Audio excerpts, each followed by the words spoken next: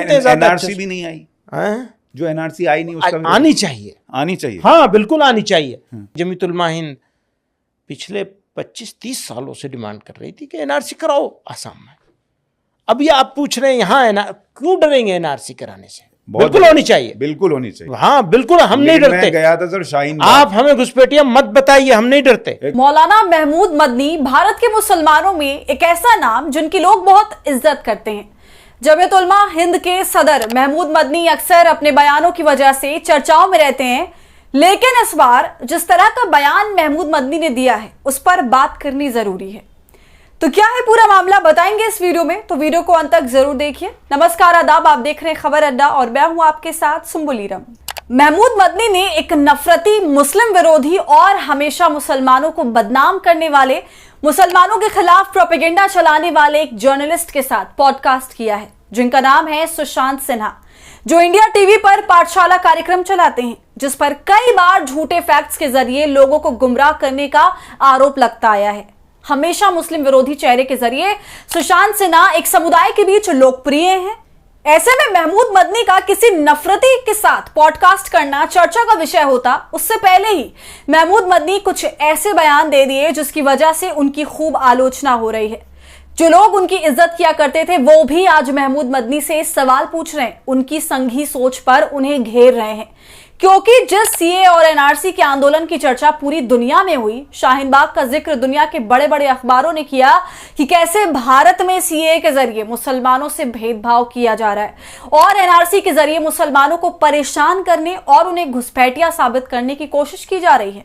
पूरे देश में उसकी खूब चर्चा हुई।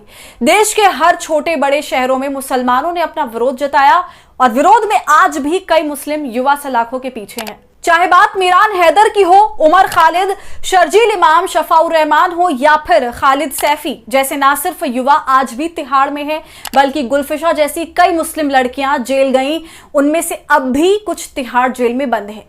लेकिन उसके बाद इस कौम के एक रहनुमा ने उन मुस्लिम युवाओं की कुर्बानी को अपने जूतों से रौंदने की कोशिश की है।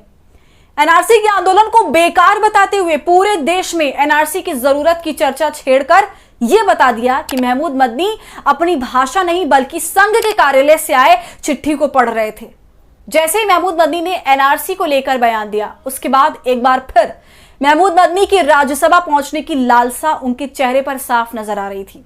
ये बात हम और आप सब जानते हैं कि भले ही महमूद मदनी संघ के इशारों पर नाच रहे हैं, लेकिन वो डायरेक्ट बीजेपी के टिकट से राज्यसभा नहीं जा सकते हैं। इसलिए हो सकता है महमूद मदनी को यह कहा गया हो कि एनआरसी का मुद्दा छेड़कर एक चर्चा की शुरुआत करें, ताकि उसके बाद बीजेपी अपने किसी सहयोगी के जरिए महमूद मदनी के राज्यसभा पहुंचने की भूख को मिटा सकें, क्योंकि इससे पहले भी महमूद मदनी आरएलडी से राज्यसभा जा चुके हैं। अब महमूद मदनी ने एक नफरती और दंगाई सोच के इंसान के साथ पॉडकास्ट में बैठकर जिस तरह से सरकारी भाषा बोला है, ऐसे में अब उनसे बचकर रहने की जरूरत है। वो लोग जो मौलाना महमूद मदनी को सिर्फ एक धार्मिक गुरु समझते थे, उन लोगों को भी महमूद मदनी जैसे सो कॉल्ड धर्म के ठेकेदारों से बचकर रहना चाहिए, क्योंकि ऐसे रहनुमा कभी किसी कौम के हमदर्द नहीं हो सकते हैं। जिस सीए और एनआरसी प्रदर्शन के जरिए मुसलमानों ने संघी साजिश को बेनकाब किया और सरकार को घुटने टेकने पर मजबूर कर दिया, छात्रों ने अपनी जिंदगी तबाह कर दी, एक मजबूत आंदोलन के जरिए सोई हुई मुस्लिम कौम को जगाया गया। उसी कौम का एक रहनुमा उस आंदोलन पर पानी फेर देता है। ऐसे में मुस्लिम समाज को महमूद मदनी जैसे लोग नहीं बल्कि वो खुददार नौजवान चाहिए जो अपनी जवानी जेलों में काट रहे हैं, ना कि महमूद मदनी जैसे लोग जो अपनी राजनीतिक भूख को मिटाने के लिए, सरकारी दबिश से बचने के लिए उस आंदोलन पर पानी फेरते हुए शर्म तक भी नहीं आई। इसके अलावा भी महमूद मदनी ने 2 घंटे की बातचीत में ऐसी बहुत सी बातें की जिस पर हम वीडियो बनाकर आगे बात करेंगे, क्योंकि कई ऐसे सवाल थे जिसका मुंह तोड़ जवाब दिया जाना चाहिए था और एक आम मुसलमान भी महमूद मदनी से अच्छा जवाब दे सकता था। लेकिन महमूद मदनी ने जवाब ना देकर अपना मजाक बनाया, पूरी कौम की इज्जत को हवा में उछाला। चाहे बात सीएनआरसी की हो या फिर 3 तलाक, हलाला, लव जिहाद, 72 हूर या वक्फ का मुद्दा हो, हर मुद्दे पर जवाब देने के बजाय भागते नजर आए या फिर चुप होकर टालने की कोशिश करते रहे। ऐसे में महमूद मदनी से पूछा जाएगा कि आखिर ऐसी कौन सी मजबूरी थी जिसने आपके बोलने पर ताला लगा दिया, आप जैसे काबिल वक्ता को बगले झांकने पर मजबूर कर दिया।